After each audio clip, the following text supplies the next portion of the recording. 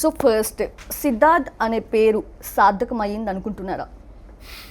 మీరే చెప్పాలి, ఎందుకంటే నా లైఫ్కి మీనింగ్ ఏంటో ఆ వెతుకుతూ సిద్ధ జిస్కే జీనే కా అర్థ్ సిద్ధ హో జాయ్, the purpose of your birth should be fulfilled. అది నాకు తెలిసి నేను as long as I'm breathing I will keep on trying కదా. So I can never say it's fully completed. అది ఎండ్ దాకా ప్రయత్నిస్తూనే ఉంటేనే మేబీ అది సాధ్యమవుతుంది. ఓకే, సో అంటే ఒక లక్ష్యం ఉందా? డెఫినెట్లీ లక్ష్యాన్ని లక్ష్యం సాధించిన అనేది వాడు ఒక్కటే సిద్ధార్థ్. కాదు కదండి, చాలా లక్ష్యాలు ఉంటాయి, ప్రతి రోజుకి ఒక లక్ష్యం ఉంటుంది. సో వన్ డే మ్యాచ్ అంటే ఒక్కొక్క రోజు ఒక లక్ష్యం పెట్టుకుని మనం ఎలాగైనా దాన్ని కాంకర్ చేయాలని ప్రయత్నిస్తాం. So some days will win, some days will lose, some times will be draw. So అది నెక్స్ట్ టైం ఇంకా జాగ్రత్తలు చూసుకుంటూ ముందుకెళ్తూనే ఉండాలి. ఓకే, సో ఇప్పటి వరకు ఒక 100 లక్ష్యాలు ఉంటాయా? ఆ లెక్క నాకు తెలియదు, కానీ నాకు లెక్క ఉంది, దానికి తిక్క ఉంది. తిక్కకి లెక్క ఉందా? లెక్కకి నా లెక్కకి తిక్క ఉంది, లెక్కకి తిక్క. క్యాల్కులేషన్ కనే ఒక మ్యాడ్నెస్ ఉంటుంది. ఓకే, సో ఎందుకంటే నా లెక్క నాది కదా, అందులో ఒక తిక్క ఉంటే ఎలా ఉంటుంది. సో మీరే ఇప్పుడు తిక్క లెక్క గురించి మాట్లాడారు కాబట్టి జనరల్గా వినిపించే మాట సిద్ధార్థ్ యారగెంట్, మీరేమంటారు? వాళ్ళకల్లా అనిపిస్తే అదే కదా ట్రూత్ అయిపోతుంది. నా ఒపీనియన్ అందులో ఇట్స్ ఏ ఇమ్మెటీరియల్. నన్ను చూసి అరగంట అని చెప్పిన వాళ్ళకి నేను ఎందుకు అరగంట అనే వాళ్ళకి రీజన్స్ ఉంటాయి, అది వాళ్ళ దృష్టిలో ట్రూవే కదా. కానీ నేను వాళ్ళ దృష్టిలో అరగంట అనే పేరు తెచ్చుకోవాలి అలాంటిది నాది ఉద్దేశం కాదు. My only thing is to be myself. నాకు ఎలా ఉండాలనిపిస్తుందో అలాగే ఉండాలి. వేరే వాళ్ళకి అది ఎలా అనిపిస్తుందో అది వాళ్ళ freedom of understanding, freedom of speech, freedom of expression, వాళ్ళకి రైట్స్ ఉన్నాయి. నేను వాళ్ళ తర్వాత నేను వాళ్ళ మైండ్ మార్చాలంటే ఎంతమంది మైండ్ని మార్చగలను నేను? నాకు వేరే పని లేదు, చాలా పని ఉంది అంతే కదా. So we can't be changing everybody you know opinions in anything అండి, whether it's love or fooling people. You can get some love some of the time, you can't get all the love all the time కదా. Similarly you can fool some people sometimes, you can't fool all the people all the time. Both are true. Okay, so మనకు కావాల్సినట్టు ఉండగలగటం అనేది ఒక లక్ష్యం. అది నాది, రోజు నేను ప్రయత్నిస్తాను. I have to achieve that target. Okay, but దానివల్ల మీ కెరియర్కి ఏం ఎఫెక్ట్ ఉండదని ప్రతి అనుకుంటున్నారా? దానికి every action has an equal and opposite reaction కదా.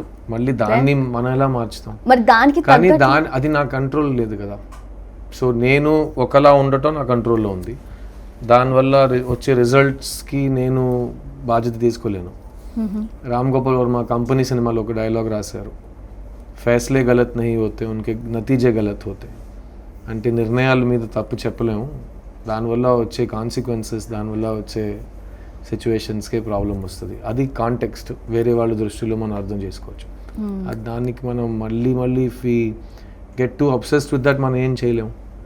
ఎందుకంటే ఈరోజు మనం ఏం చేసినా అది ఎవరికో నచ్చలేదు, లేకపోతే వాళ్ళకి వేరే ఒక ఒపీనియన్ ఉంటుంది. సో మీరు అందరినీ సాటిస్ఫై చేయడానికి బ్రతుకుతారా, మిమ్మల్ని మాత్రం సంతోషంగా పెట్టుకోవడానికి ట్రై చేస్తారా? అంటే సాటిస్ఫై చేయడం వేరు, మనల్ని మనం కొన్నిసార్లు ఇప్పుడు చాలామంది యాక్టర్స్ ఉంటారు, అందరికీ వాళ్ళ పర్సనల్ ఒపీనియన్స్ వేరే ఉంటాయి. కానీ నలుగురిలో ఉన్నప్పుడు, ఇన్ఫ్యాక్ట్ మీరు ఇండస్ట్రీ పర్సన్ అయినప్పుడు డెఫినెట్గా కొన్ని మనం కంట్రోల్ చేసుకుంటే దానివల్ల ఎఫెక్ట్ అనేది చాలామంది, అందుకే వాళ్ళు మాట్లాడాల్సింది కూడా మాట్లాడుకుని ఆగిపోతారు. అది life will teach you a lesson.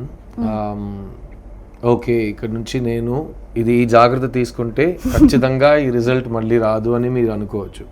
అయినా ఆ రిజల్ట్ మళ్ళీ వస్తే మళ్ళీ మీరు ఇంకో విషయాన్ని ఆపుతారా? ఇంకో పెద్దగా జరిగే నష్టానికి కొంచెం తగ్గిద్దేమో కదా. నష్టం అనేది ఇప్పుడు ఏం లేదు, మన లైఫ్లో ప్లస్ మైనస్ మనకు ఒక లెక్క ఉంటుంది కదా. సో నేను సినిమాకి రావటం, ఇన్ని సంవత్సరాల తర్వాత ఇంకా సినిమాలో ఉండటం, సంతోషంగా ఉండటం, ప్లస్ ఒక యాక్టర్, ఒక హీరోగా లాస్ట్ 100 years నుంచి ఇండియాలో ఎంతమంది హీరో అయ్యారు? It's not a very big number. So అదే ఒక పెద్ద గెలుపు నాకు తెలిసి. మళ్ళీ దాని తర్వాత ఇంకా నేను ప్రతిరోజు గెలుస్తూనే ఉండాలి, అందరికీ నేను నచ్చాలి, అందరు నన్ను సపోర్ట్ చేస్తూనే ఉండాలంటే అది స్వార్థం అయిపోతుంది కదా. సో మన లైఫ్ని గడపలేం. But I think it's you have to take అందరికీ ఉంటుంది కదా, ఎవ్రీబడి హ్యాస్ పాజిటివ్ నెగటివ్, అందరికీ లవ్ దొరుకుద్ది, అందరికీ హేట్ కూడా దొరుకుద్ది. So we can't, what is not in our control దాన్ని వదిలేయాలి. అది ఇది సడన్గా చిన్నప్పటి నుంచి నాకు ఫస్ట్ నుంచి వచ్చే జ్ఞానం కాదు, అదంతా ఇట్ టుక్ టైం. ఎందుకంటే ఒకప్పుడు యూ విల్ ఫీల్ బ్యాడ్ కదా, నేను సింపుల్గానే ఒక మాట అంటున్నాను, దానికి ఇంత నెగిటివ్గా ఎందుకు రియాక్షన్ వస్తుందని. తర్వాత మీకు అర్థమవుతుంది అది వాళ్ళ ఉద్దేశం, అది వాళ్ళ మూడ్, ఆ రోజు వాళ్ళకున్న ప్రాబ్లమ్స్ పాపం. So they might not be able to.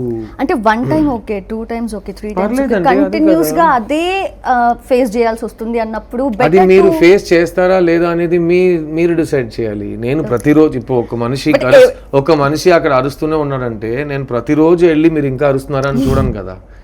You have to let it go. మీకు నేను మళ్ళీ చెప్తున్నాను, మీకే పని ఉందో ఆ పని మీద మీరు కాన్సన్ట్రేషన్ పెట్టాలి. వేరే వాళ్ళని ఎలాగైనా అందరినీ సంతోషించాలంటే అది నేను రాజకీయ నాయకుడు అయిపోవాలి. వాళ్ళకే అది సిద్ధం అవ్వట్లేదు. 100% అందరికీ ఒకే పార్టీకి ఓటు వేయట్లేదు కదా. సో వాళ్ళకు కూడా ఎవరో ఒకళ్ళు నచ్చిన వాళ్ళు ఉంటారు, సపోర్టర్స్ ఉంటారు, ఎవరో ఒకళ్ళు హేటర్స్, డిట్రాక్టర్స్ అంటారు.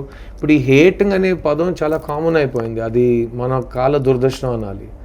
ఈరోజు children that are growing up today, I don't think నేను కాలేజ్ వెళ్ళే వరకు నాకు ఈ హేట్ అనే వర్డే తెలీదు. మనం స్ట్రాంగ్గా ఐ హేట్ అనేది మనం వినలేదు. కానీ ఈరోజు ఆ హేట్ అనే వర్డ్ సింపుల్ అందరికీ తెలిసిపోయిన ఒక వర్డ్. చాలా క్యాజువల్గా హేటర్స్ అనేస్తారు. అందులో ఉన్న నెగటివిటీ, టాక్సిసిటీ మనం కంట్రోల్ చేయలేము కదా. సో దానికి మన పిల్లల్ని ప్రొటెక్ట్ చేయాలి. So that they are not expose. ఎందుకు ఇంత వయసు వచ్చి మనం ఇంకా మాట్లాడుకున్నాం హేట్ని ఎలా హ్యాండిల్ చేస్తున్నారు. ఇంత వయసు వచ్చిన తర్వాత, సక్సెస్ చూసిన తర్వాత, మంచి లైఫ్ వచ్చిన తర్వాత అయినా మనం హేట్ గురించి డిస్కస్ చేస్తున్నాం కదా. ఫుల్గా ఫామ్ అవ్వలేని పిల్లలకి ఎలా ఉంటుంది అది. ఒక 2nd standard చైల్డ్కి, 3rd standard చైల్డ్కి మమ్మీ నన్ను అందరూ హేట్ చేస్తున్నారని ఆ చైల్డ్ ఫీల్ చేస్తే ఎలా ఉంటుంది. That's the world we are living in. So we have to be very careful and మన జాగ్రత్తలు మనం తీసుకోవాలి అంతే. జనరల్గా అంటే సిద్ధార్థ్ మెంటాలిటీ ఎలా ఉంటుంది, ఆ పర్సనాలిటీ ఎలా ఉంటుంది? ఓన్లీ కెమెరా ముందుకు వచ్చినప్పుడు లేదా ఇలా ఎవరన్నా ఇండస్ట్రీ పీపుల్ వచ్చినప్పుడే నేను హీరో లేదా నేను యాక్టర్ అన్నట్లు ఉంటారా, లేదంటే ఎప్పుడు కూడా అలానే ఉంటారా? ఐ థింక్ మొదటి సినిమా సక్సెస్ తర్వాత నాకు తెలుగులో నువ్వు వస్తానంటే వద్దంటానా అనే ఒక ఫస్ట్ నన్ను ఒక హీరోగా తెలుగు ప్రేక్షకుల ముందు తీసుకొచ్చిన సినిమా.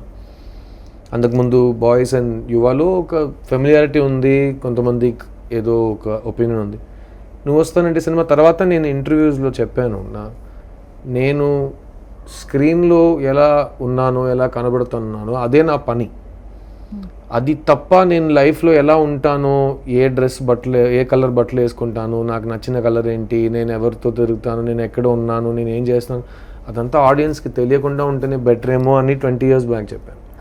ఎందుకంటే నేను ఇక్కడ వాళ్ళ దగ్గర popularity as a human being తీసుకోవడానికి రాలేదు. నేను లవ్ యాజ్ అన్ యాక్టర్ సంపాదించుకోవడానికి వచ్చాను.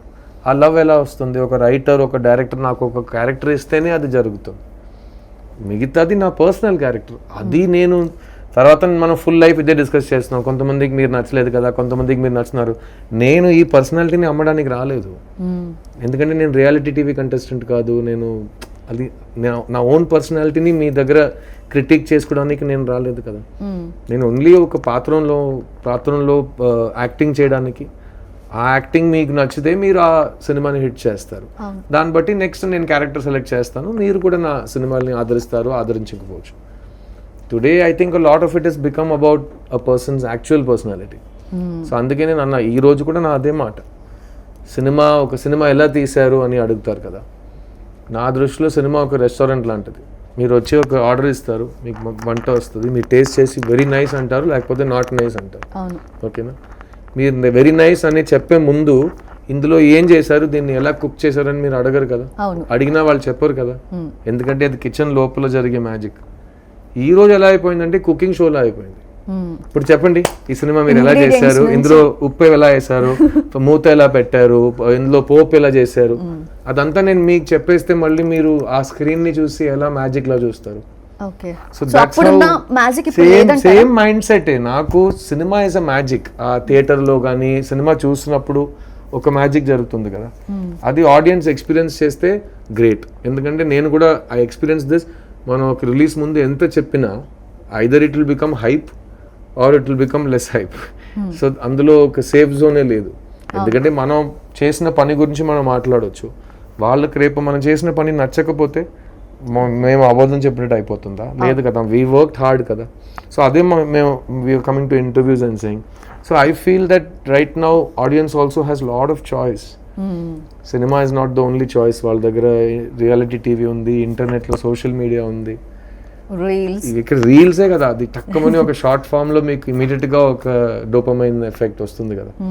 So it's a difficult time and different time. So ఈ రోజు సినిమాలో ఉండటమే ఐ ఫీల్ వెరీ లక్కీ. ఇంకా నేను సంవత్సరానికి 2 సినిమాలు తీస్తున్నాను అంటే ఐ ఫీల్ వెరీ లక్కీ. ఎందుకంటే it's not that easy today. The world has changed a lot. నేను చిన్నప్పుడు the way cinema was scene is very different. And ఇలాంటి సినిమాలని చూసి మనం ఇండస్ట్రీకి వచ్చాము. అలాంటి సినిమాలని ఈరోజు తీసి ఆడియన్స్ దగ్గర తీసుకెళ్ళటం, విజయం సాధించడం చాలా ఈవెన్ మోర్ ఛాలెంజింగ్ అయిపోయింది.